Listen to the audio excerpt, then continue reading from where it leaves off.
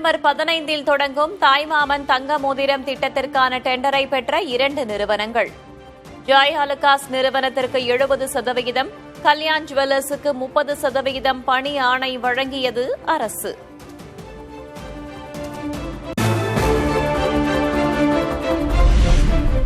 தொகுதி மறுவரையறை விவகாரத்தில் நிலைப்பாட்டை மாற்றிக் கொண்டது யார்? சட்டமன்றத்தில் தவேக, திமுக, அதிமுக, பாமக உறுப்பினர்களிடையே காரசார விவாதம்.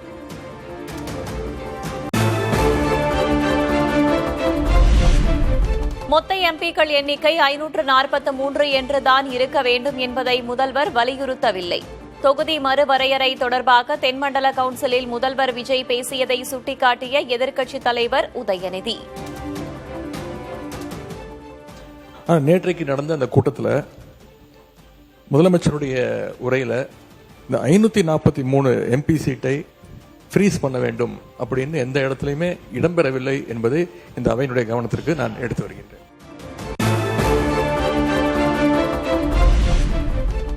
தொகுதி மறுவரையறை விவகாரத்தில் தவேக தனது நிலைப்பாட்டில் உறுதியாக உள்ளது. சட்டமன்றத்தில் அமைச்சர் ஆதவ் அர்ஜுனா மீண்டும் திட்டவட்டம்.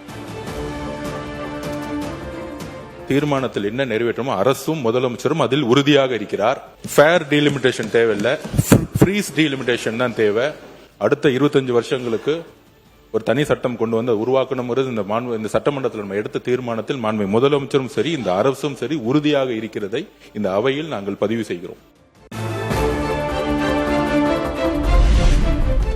தொகுதி மறுவரையறையை கொண்டு வந்தால் தமிழகத்தில் எம்பிக்களின் எண்ணிக்கை 59ஆக உயரும். எம்பிக்கள் எண்ணிக்கையை உயர்த்தும் வாய்ப்பை பயன்படுத்திக் கொள்ள வேண்டும் என்றும் பாஜக எம்எல்ஏ போஜராஜன் பேச்சு. நமக்கு இப்ப 50% ஆகும்போது 59 உறுப்பினர்கள் வருவார்கள். ஏற்கனவே இருக்கிற பெர்சன்டேஜ் 7.8 இருந்து அதிகமாக நமக்கு கிடைக்கும். அந்த வாய்ப்பை நல்ல முறையிலே நாம் பயன்படுத்திக் கொள்ள வேண்டும் என்பதை மட்டும் மத்திய உள்துறை அமைச்சர் அவர்கள் விளக்கமாக சொன்னதை இந்த சபையிலே நாம் பகிர்ந்து கொள்கின்றேன்.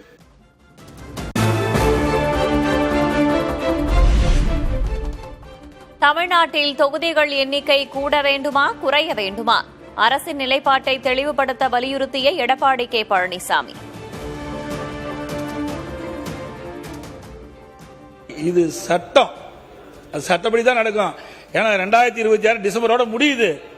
அப்போ இதுக்கு ஏதாவது ஒரு சொல்யூஷன் கிடைக்கலனா புதிய மக்கள் தொகை கணக்கெடுப்பு தான் வரும். நீங்க குறைய நினைக்கிறீங்களா அதிகப்படுத்த நினைக்கிறீங்களா? அதை முதல்ல சொல்லுங்க. இப்ப இருக்கிற நாடாளுமன்ற உறுப்பினரோட குறையுதா அதிகப்படுத்தணுமா? அதுக்கு முதல்ல நீங்க தெளிவுபடுத்துங்க.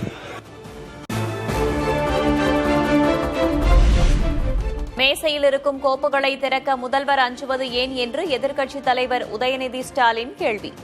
எதற்காகவோ காலம் தாழ்த்துவதாகவும் விமர்சனம். அந்த ஃபைல்ஸை நாங்கள் கேட்டுக்கொள்வது தயவு செய்து அவர் தொடர்ந்து பார்க்க வேண்டும். அதன் மீது அவர் ஆக்ஷன் எடுக்க வேண்டும். எதற்காக பயப்படுறீங்க? எதற்காக காலம் தாழ்த்துறீங்க? இதையே 3 மாசமா சொல்லிட்டு இருக்கிறீங்க.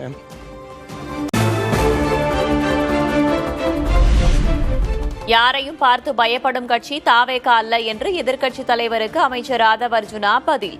தைரியம் இருந்திருந்தால் திமுக ஆட்சியில் சட்டமன்ற நிகழ்வுகளை நேரலை செய்திருக்கலாம் எனவும் பேச்சு.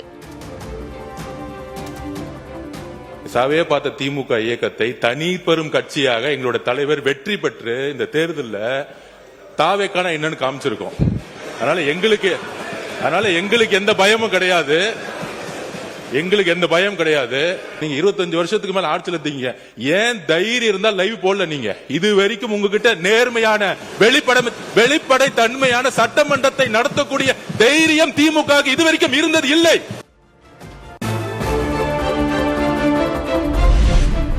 தமிழக அரசு கொடுக்கும் கார் திமுக உறுப்பினர்களுக்கு வேண்டாம் என அறிவிப்பு. அரசின் நிதி நிலைமைக்கு கூடுதல் சுமை ஏற்படும் என்பதால் இந்த முடிவு என்றும் உதயநிதி ஸ்டாலின் விளக்கம். திராவிட முன்னேற்ற கழகத்தைச் சேர்ந்த 59 சட்டமன்ற உறுப்பினர்கள் இவ்வாகனங்களை பெறுவதில்லை என்று முடிவெடுத்துள்ளோம். மாண்புமிகு சட்டமன்ற உறுப்பினர்கள் தங்களது தேர்தல் வேட்பு மனுவில் குறிப்பிட்டுள்ள பொருளாதார சூழலை கவனத்தில் கொண்டு பொருளாதாரத்தில் நலிவடைந்துள்ள உறுப்பினர்களுக்கு மட்டுமே இந்த அறிவிப்பின் கீழ் வாகனம் வழங்க வேண்டும் என்பதை இந்த அரசினுடைய கவனத்திற்கு தாங்கள் எடுத்து செல்ல வேண்டும் என்று கேட்டுக்கொள்கின்றேன். அமைச்சர்களுக்கும் எம்எல்ஏக்களுக்கும் எந்த பாகுபாடும் இருக்கக்கூடாது என்ற எண்ணத்தில் தான் கார் வழங்க முடிவு. மக்களை இடையூறின்றி சந்திக்கவே முதல்வர் இந்த உத்தரவை பிறப்பித்துள்ளதாகவும் அமைச்சர் ராதவ் விளக்கம். அமைச்சர்களுக்கு எந்த உரிமை இருக்கிறதோ அதே மாதிரி சட்டமன்ற உறுப்பினர்களுக்கும் கடமையும் பொறுப்பும் இருக்கிறது. அதுக்குதான் நாங்க பதிவு பண்றோம். இது ஆடம்பரம் அல்ல. ஒவ்வொரு சட்டமன்ற உறுப்பினரும் மக்களை போய் சந்திக்க வேண்டும் என்ற எண்ணத்தில் தான் மாண்புமிகு முதலமைச்சர் இந்த காரை அனௌன்ஸ் பண்ணியிருக்காரு. மக்களை சந்திக்க வேண்டும், இதுதான் முக்கிய கோரிக்கை.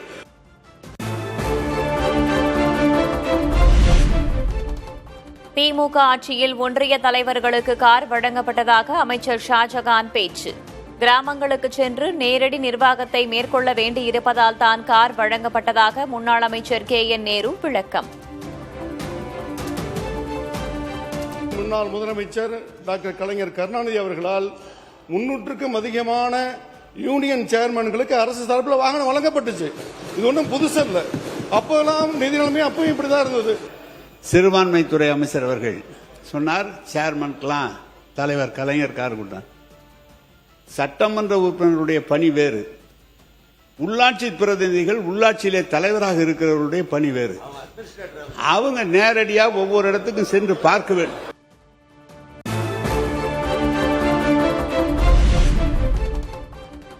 தனியாக வீடு இருந்தும் அரசு பங்களாவில் தான் எதிர்க்கட்சித் தலைவர் உதயநிதி வசிப்பதாக அமைச்சர் ராதவ் பேச்சு. அமைச்சர் அந்தஸ்தில் உள்ளதால் தான் எதிர்க்கட்சித் தலைவருக்கு அரசு பங்களா வழங்கப்படுவதாக KN நேரு, ஏவா வேலு உள்ளிட்டோர் விளக்கம். மாண்புமிகு எதிர்க்கட்சி தலைவர்கிட்ட 2-3 வீடு இருக்கு. ஆனா அரசு பங்களால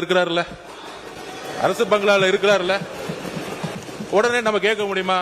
மாண்புமிகு எதிர்க்கட்சி தலைவருக்கு 2-3 பங்களா இருக்கு, அதனால அரசு துறை பங்களா கொடுக்க மாட்டோம்னு சொல்ல முடியுமா? மாண்புமிகு எதிர்க்கட்சி தலைவர் அமைச்சர் அந்தஸ்தில் இருக்கிறார். அவருக்கு அது அவருடைய உரிமை, அரசாங்கம் தருகிறது. அரசாங்கத்துக்கு எப்பொழுதும் எதிர்க்கட்சி தலைவர் அந்தஸ்து இருக்கிற பொழுது அவர் அமைச்சருக்கு இணையானவர்கள் என்று அமைச்சருக்கு என்னென்ன வசதியோ அந்த வசதி தராங்க. இது அரசாங்கம் போட்டிருக்கிறது. நீ நானும் பார்த்துல அது புரோட்டோகால். அது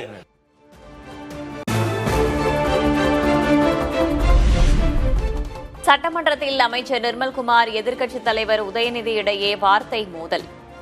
இருதரப்பு எம்எல்ஏக்களும் எழுந்து நின்று கூச்சல்.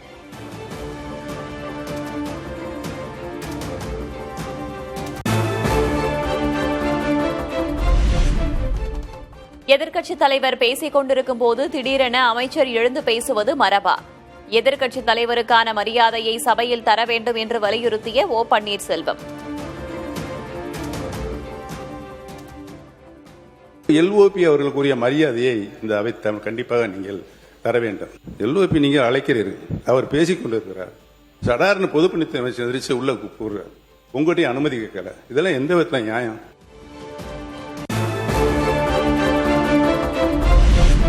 அறநிலையத்துறைக்கான அறிவிப்புகளை வெளியிட்ட அமைச்சர் ரமேஷ். காமராஜர் பிறந்த நாளன்று முக்கிய கோவில்களில் சிறப்பு வழிபாடு மற்றும் பொது விருந்து நடத்தப்படும் என அறிவிப்பு. பள்ளி குழந்தைகளின் பசிப்பினியை போக்கிய பெருந்தலைவர் காமராஜர் அவர்களின் பிறந்த நாளான ஜூலை 15ஆம் நாள் ஆண்டுதோறும் முக்கிய திருக்கோயில்களில் சிறப்பு வழிபாடு நடத்தப்பட்டு பொது விருந்து அளிக்கப்படும் என்பதை இந்த நேரத்தில் மகிழ்ச்சியோடு தெரிவித்துக் கொள்கிறோம்.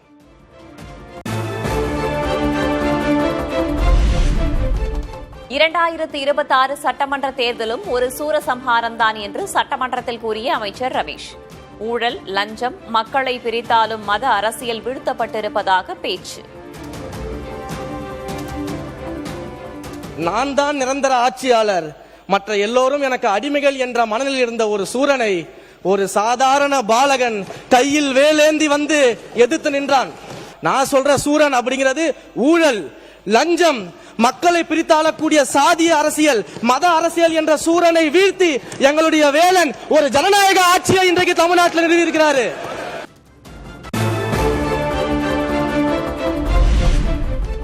சட்டத்துறைக்கான புதிய அறிவிப்புகளை வெளியிட்டார் அமைச்சர் நிர்மல்குமார். பெண்கள் மற்றும் குழந்தைகளுக்கு எதிரான குற்றங்களை தடுக்கும் ஆலோசனைகளை வழங்க ஆலோசனை குழு அமைக்கப்படும் என அறிவிப்பு.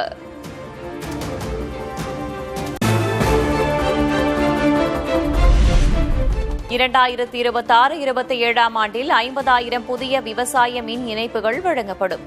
எரிசக்தி துறைக்கான புதிய அறிவிப்புகளை வெளியிட்ட அமைச்சர் நிர்மல்குமார்.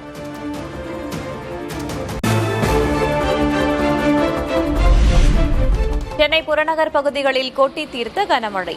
ஆவடி, அம்பத்தூர், அனகாபுத்தூர் பகுதிகளில் கனமழை.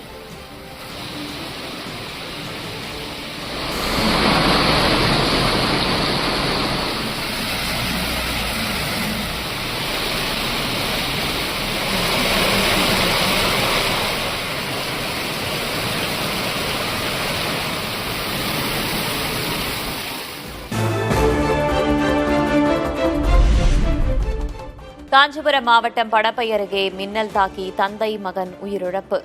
மகனை பள்ளியிலிருந்து அழைத்து வந்தபோது சோகம்.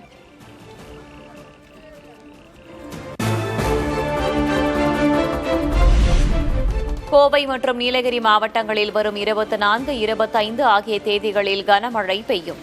இதர மேற்கு தொடர்ச்சி மலை மாவட்டங்களில் மிதமான மழை பெய்யக்கூடும் என கணிப்பு.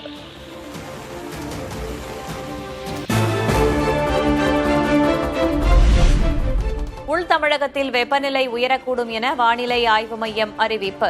அதிகபட்ச வெப்பநிலை இயல்பை விட 2 முதல் 3 டிகிரி செல்சியஸ் அதிகமாக பதிவாகும் என தகவல்.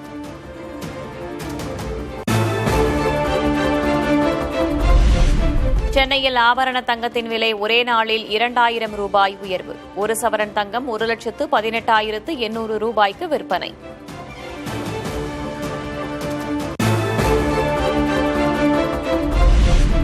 சென்னையில் வெள்ளியின் விலை ஒரே நாளில் கிலோவுக்கு 10,000 ரூபாய் உயர்வு. 1 கிராம் 270 ரூபாய்க்கும் 1 கிலோ 2,70,000 ரூபாய்க்கும் விற்பனை.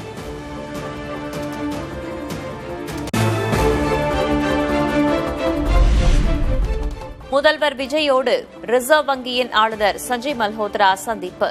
சென்னை தலைமைச் செயலகத்தில் இருவரும் ஆலோசனை.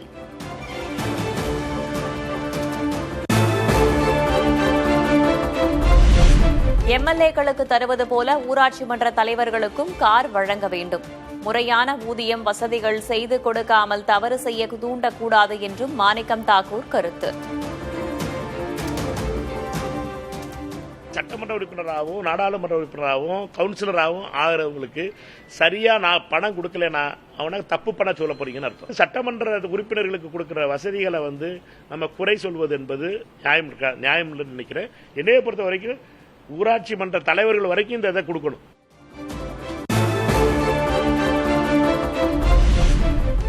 இருசக்கர வாகனம் வழங்க கோரி விழுப்புரம் ஆட்சியர் அலுவலகத்தில் ஊராட்சி மன்ற தலைவர்கள் மனு.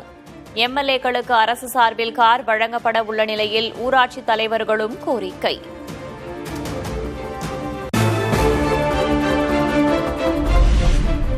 மெட்ராஸ் ஹைகோர்ட் என்ற பெயரை தமிழ்நாடு உயர்நீதிமன்றம் என மாற்ற வேண்டும். சட்டமன்றத்தில் அதிமுக எம்எல்ஏ சி.வி. சண்முகம் வலியுறுத்தல். மெட்ராஸ் ஹைகோர்ட் இன்று வரை மெட்ராஸ் ஹைகோர்ட் என்றுதான் சொல்லப்படுகிறது. இதே கேரளாவில் பார்த்தா Kerala high court, Karnataka high court, Andhra high court, Telangana high court என்று சொல்கிறோம். ஏன் 3 நீதிபதிகள் கொண்ட மணிப்பூரை கூட மணிப்பூர் ஹைகோர்ட் என்று தான் சொல்லப்படுகிறது. மெட்ராஸ் உயர்நீதிமன்றம் என்பதை, தமிழ்நாடு உயர்நீதிமன்றம் என்பதை உங்களுடைய ஆட்சியிலே, வெற்றி ஆட்சியிலே அதை நிறைவேற்றி தர வேண்டும் என்று கோரிக்கை வைக்கிறேன்.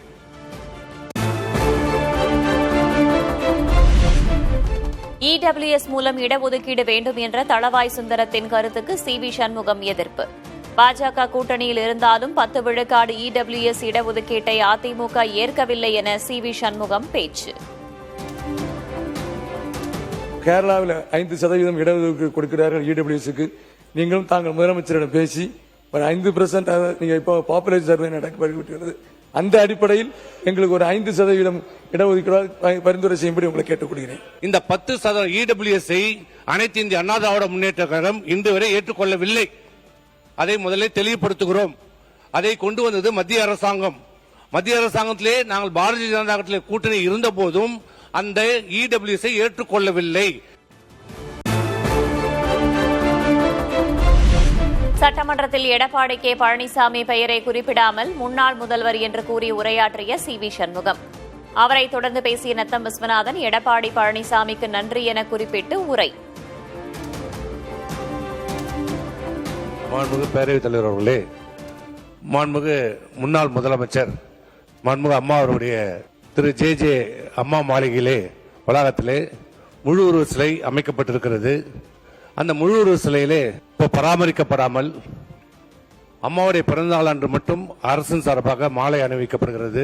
இந்த மானிய கோரிக்கையின் மீது எனக்கு பேசுவதற்கு அனுமதி அளித்திருக்கின்ற எங்களுடைய கழகத்தினுடைய தலைவர் பொதுச் செயலாளர் எடப்பாடியார் அவர்களுக்கும் நமது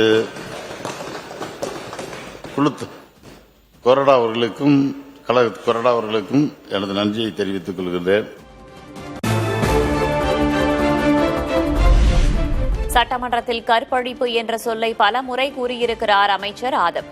ஆணாதிக்கத்தை பிரதிபலிக்கும் அந்த சொல்லை அவை குறிப்பிலிருந்து நீக்க மார்க்சிஸ்ட் மூத்த நிர்வாகி வாசுகி கோரிக்கை.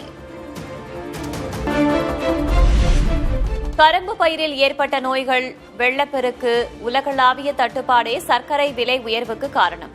பதுக்கலை தடுக்கவும் விலை உயர்வை கட்டுப்படுத்தவும் நடவடிக்கைகள் எடுக்கப்பட்டு வருவதாக மத்திய அரசு விளக்கம்.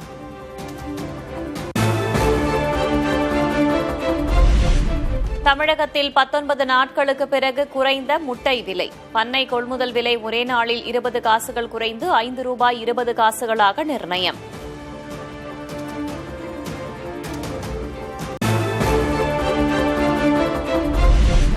பழனி கோவில் நில மோசடி வழக்கில் ஜாமீன் கோரிய சார் பதிவாளர் ஜஸ்டின் மணிகண்டன். மனு மீதான விசாரணையை வரும் 24ஆம் தேதிக்கு ஒத்திவைத்தது உயர்நீதிமன்ற மதுரை அமர்வு.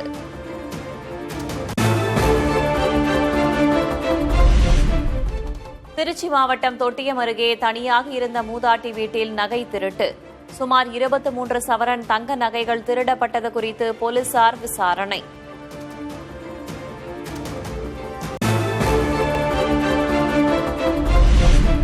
குஜராத்தில் நச்சு சாராயத்தை குடித்ததால் உயிரிழந்தோர் எண்ணிக்கை 8 உயர்வு. 75க்கும் மேற்பட்டோர் பாதிக்கப்பட்ட நிலையில் 10 பேரது நிலைமை கவலைக்கிடம்.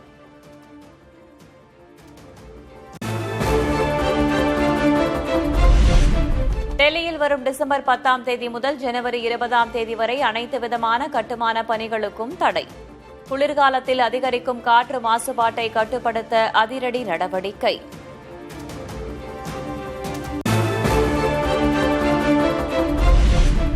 ஹூண்டாயை தொடர்ந்து வாகனங்களின் விலையை உயர்த்தியது டாடா மோட்டார்ஸ். செப்டம்பர் 1 முதல் அதிகபட்சம் ₹25,000 வரை உயர்த்த முடிவு.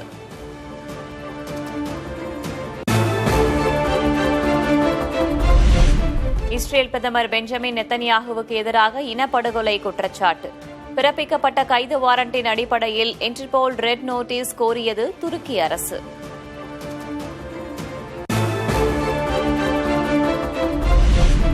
அயர்லாந்தில் உள்ள வரலாற்று சிறப்புமிக்க கோட்டையை வாங்கினார் மெட்டா நிறுவன CEO மார்க் ஜக்கர்பெர்க். 440 ஏக்கர் கோட்டை எஸ்டேட்டை ₹340 கோடி வாங்கினார்.